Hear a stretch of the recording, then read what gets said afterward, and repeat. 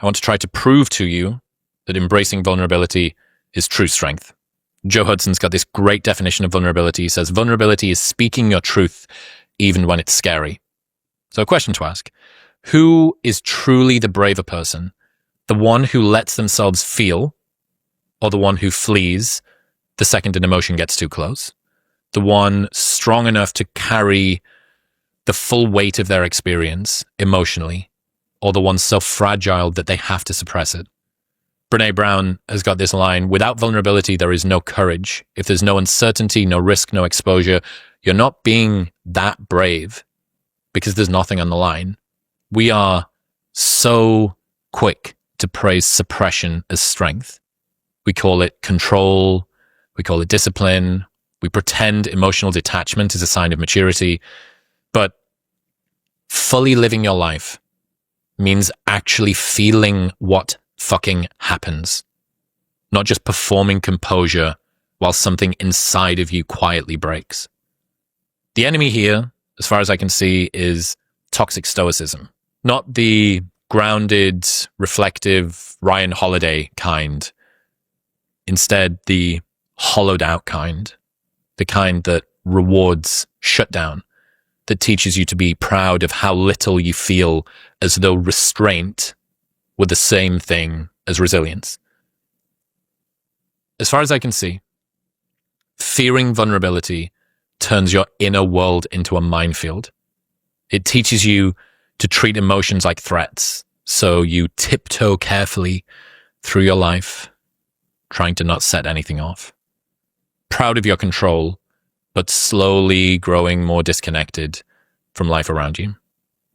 This isn't strength. It's avoidance rebranded. Resilience is not what most people think it is.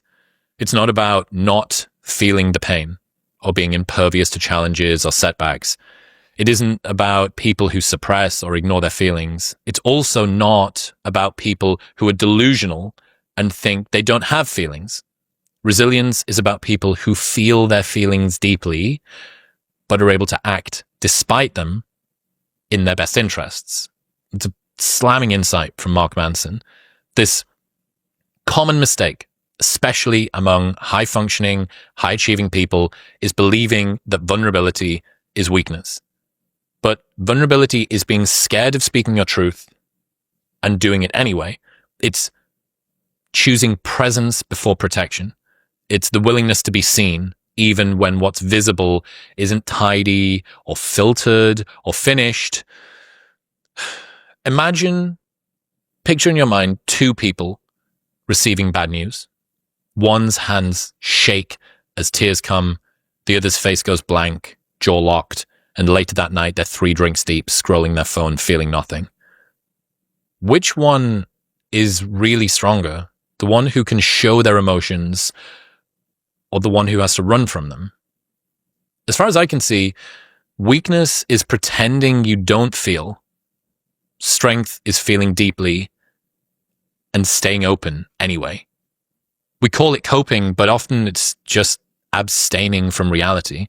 The executive who prides herself on being unflappable while quietly burning out. She calls it professionalism, but it's really a fear of having her true self rejected.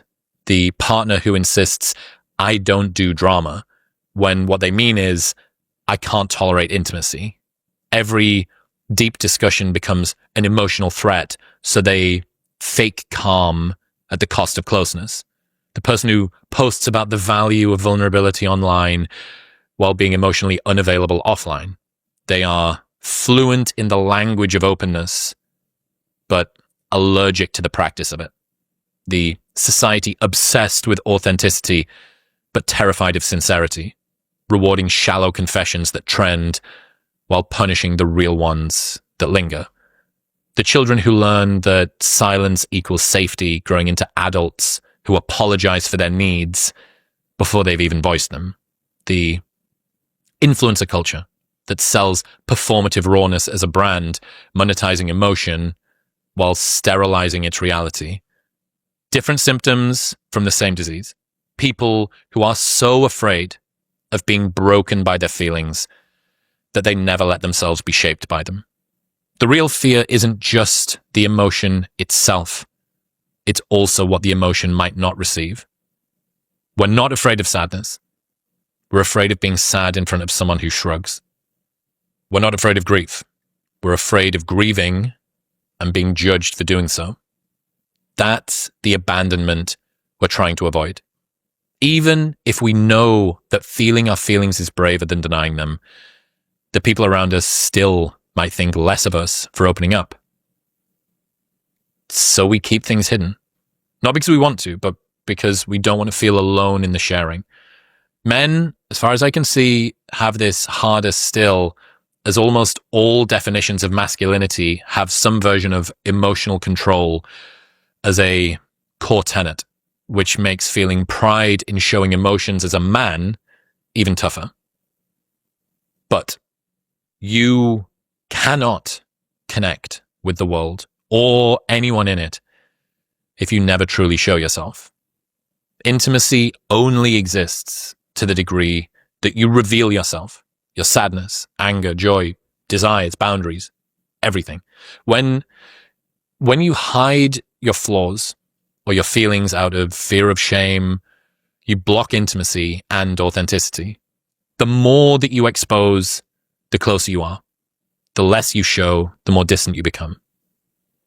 Which do you want to choose? Vulnerability isn't weakness. It's rebellion. It's not how little you feel that makes you strong. It's how much you can face and stay open.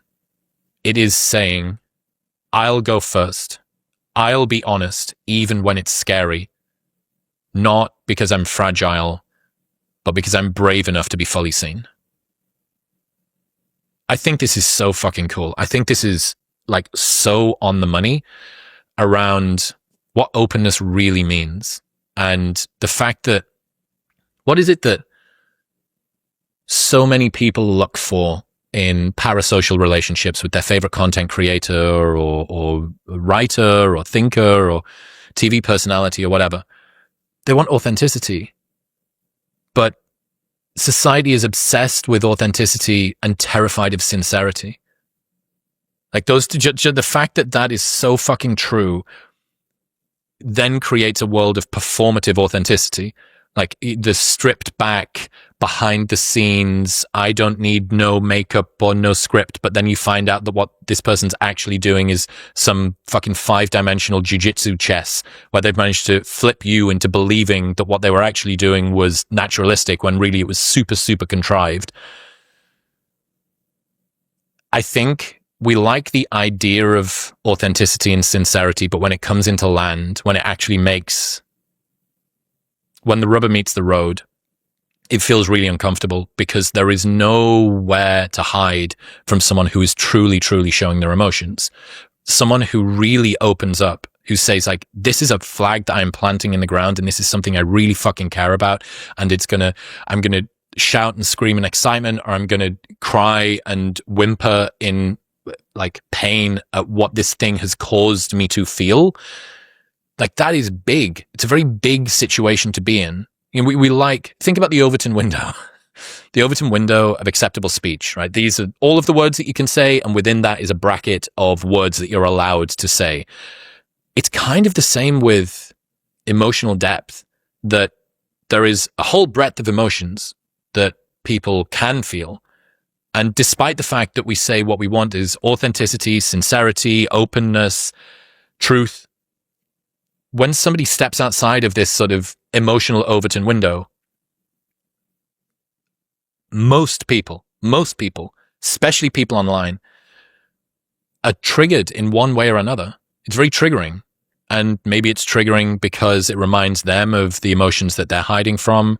Maybe it's that their inability to regulate themselves causes them to feel dysregulated by seeing someone else who's suffering. Maybe it reminds them of all of the things that they're numbing themselves from. Maybe there's a degree of jealousy that this person is brave enough to put it out there. Maybe there's a strange kind of pity that's tinged with being seen, that I don't want to be reflected in this. And yeah, it's it is so fucking fascinating to watch people talk about the need for openness, transparency, vulnerability, truth, connection, relationally, in terms of communication, online. And then when the fucking chips get laid out onto the table, everybody shits themselves. Everybody's so scared. And I really get the sense, like, there is no such thing as being brave if there's nothing on the line. Like, being brave without feeling scared is not bravery. If you're the sort of person, let's say in a alternate universe, I plucked you out and I made you a soldier, but you had one change to your mental makeup, that you didn't feel fear, and you were the best super soldier ever, Delta SEAL Team 6, kicking down doors, shooting bad guys. Would you say that you're brave in that world? Well, kind of, I suppose. Like, you're acting bravery. Bravery is being performed, but it's also, you would know that there's a difference in that kind of bravery versus someone who is terrified and does the same thing. There is no bravery without being scared. And I think that means that if there's no uncertainty and no risk and no exposure and there's nothing on the line, you can't really be being that brave. And this is just a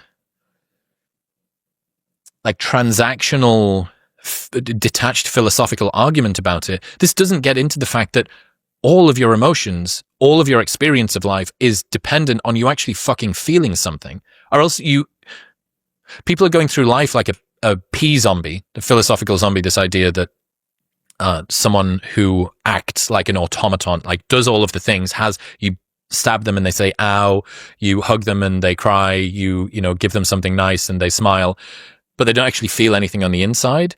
And it's crazy that is the kind of avatar that a lot of people are moving toward. That's sort of their dream.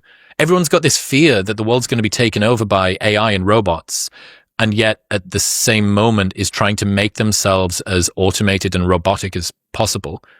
I don't want to be at the mercy of my feelings. I don't want to be distracted by these pesky emotions.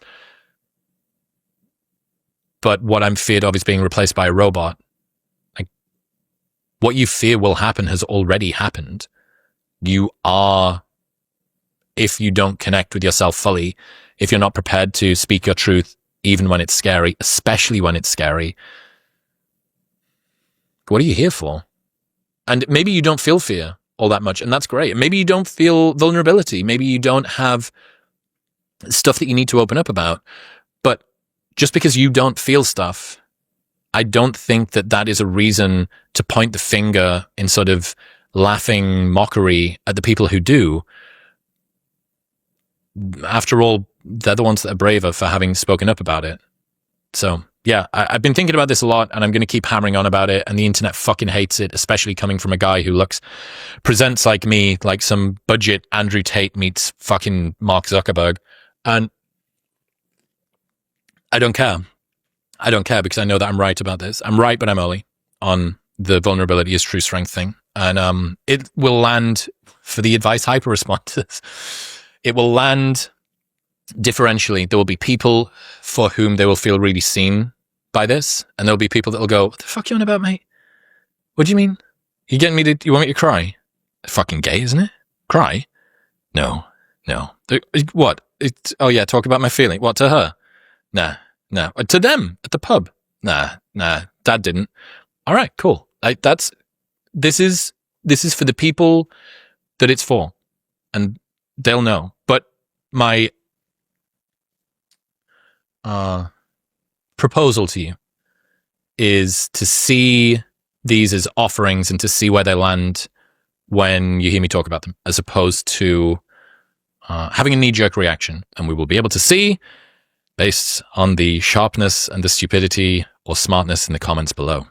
If your sleep's been off, you're taking ages to fall asleep, waking up at random times, feeling groggy in the morning, Momentus's sleep packs are here to help. They are not your typical knock-you-out supplement just overloaded with melatonin. It only has the most evidence-based ingredients, perfect doses to help you fall asleep more quickly, stay asleep throughout the night, and wake up feeling more rested and revitalized in the morning. These things, are an absolute game changer. I take them every single night. And when I'm on the road, they're unbelievable because they're pre-dosed. You just take this and your sleep will improve. What you read on the label is what's in the product and absolutely nothing else. And if you're still unsure, they've got a 30-day money-back guarantee. So you can just buy it completely risk-free. Use it. If you don't like it, if your sleep doesn't improve, they'll just give you your money back. That's how confident they are that you'll love it. Plus, they ship internationally. Right now, you can get a 35% discount on your first subscription and that 30-day money-back guarantee by going to the link in the description below or heading to livemomentous.com/modernwisdom using Modern Wisdom at checkout. That's livemomentous.com/modern wisdom.